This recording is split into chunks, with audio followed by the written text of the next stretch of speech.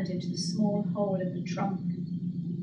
He carried the fledgling down to me, descending the tree awkwardly with his one free hand. "It's hungry," he said, carefully parting the white cotton to reveal the frantic baby blue tit. "We could feed it a louse. There should be some under that stone."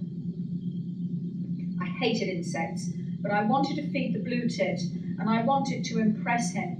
So I kicked back the rock, picked up a woodlouse between my thumb and forefinger, and carefully placed it into the bird's open, hungry beak.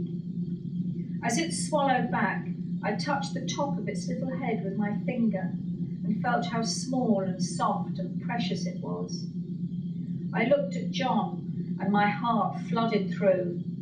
It was the first time I remember sharing love with somebody. "I'll put her home," he said, and climbed back up the tree. So that's the opening passage of Ellie's story.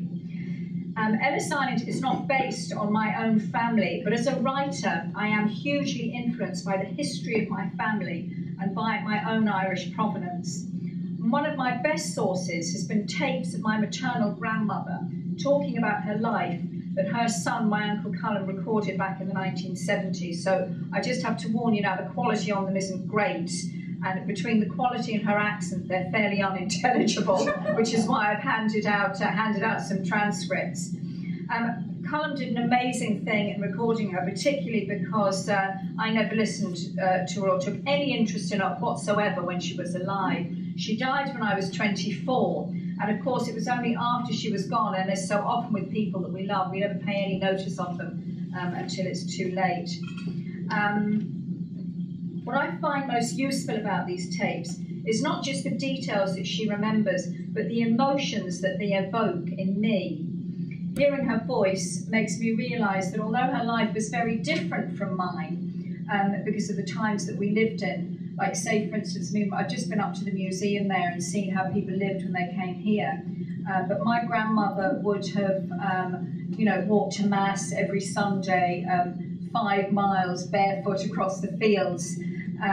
She had a very tough rural background. The kids had to, they left school at 12 and they had to carry their own fuel into school because they couldn't afford to heat the school. There were no mod cons of any description whatsoever, no ovens, no toilets, no cars. In fact, I was just sharing the other day a wonderful story with my mother. I was talking about, because just visiting the tenement there and seeing that there was an indoor toilet between 2 families, which seems very shocking now. But when I was a child and I used to go and visit my grandmother in Longford, we had no toilet. And I remember saying to my mother, well, there was a little privy down out in the woods that you used to have to go to, like a hut with a ditch under it. And my mother told me that the only reason that my grandparents had built that was because one of their sons had married an English woman and was bringing her home, and they didn't want her to be. So that was fancy.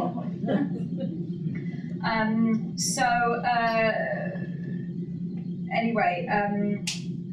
When Ellie in the book comes from rural Ireland to Jazz Age New York, she enters not just a different place, but a different era where they had absolutely everything. They seem to have everything to her.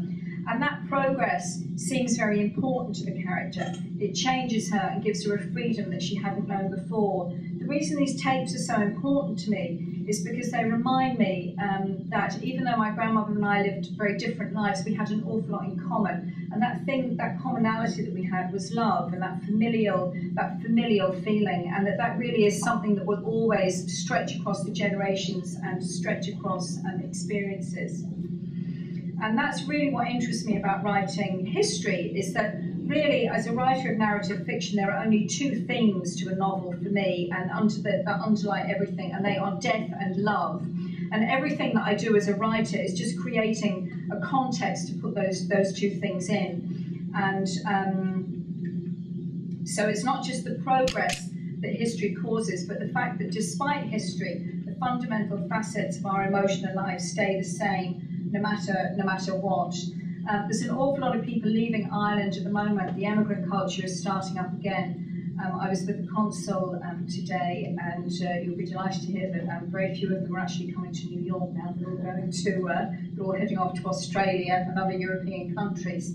And although the emigrant experience is different to how it was, we have cheap international travel, we have email, we have Facebook, we have Skype. You wouldn't think it would be such a big deal. But for all that, the pain of a loved one leaving home and moving to the other side of the world is still as painful and as identifiable a loss as it was at the beginning of the century. So now I'm just going to play a tape of my grandmother talking about her sister Mary going to America in the 1920s.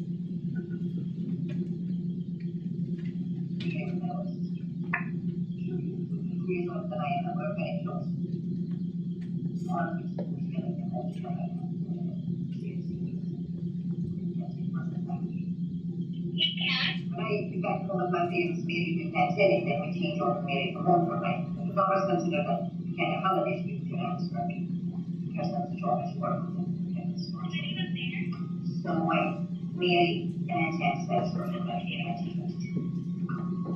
Oh, I really wanted to go out before.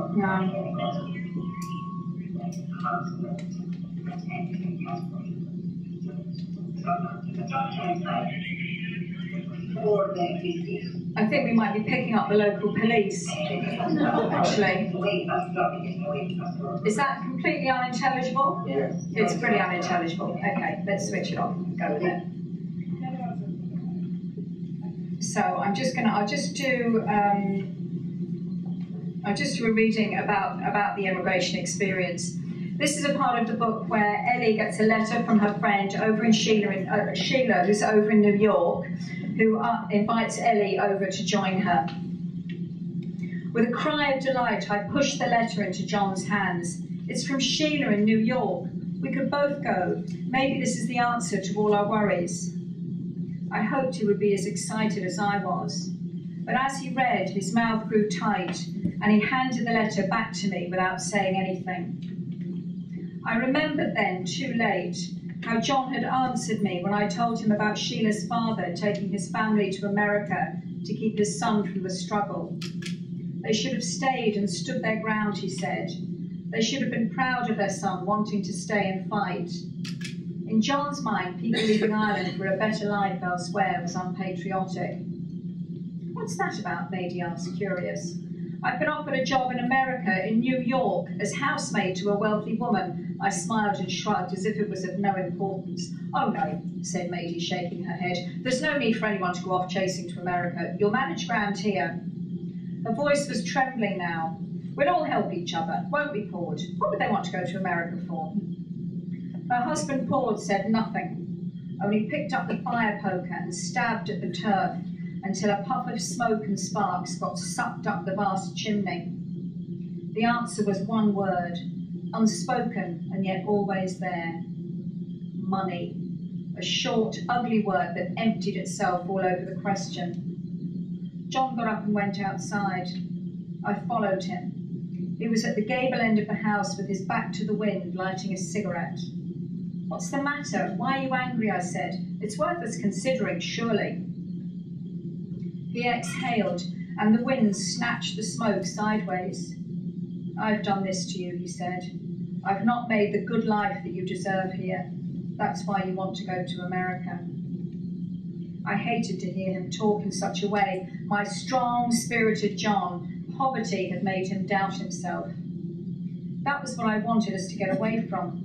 I don't want to go to America, John. I just think we should consider it. Give ourselves the chance to build a better life. We could make some money, and he cut me off. It's all about money with you. I was hurt that he was accusing me of such heartlessness, but also angry that he couldn't see that right there and then there was nothing more important in our lives than money, or rather our lack of it. We have to survive. There's more to life than money, Ellie. Like loyalty, John, and love. Have I ever denied you either? Go on, say it out loud. Do you think I care more for money than I do for you?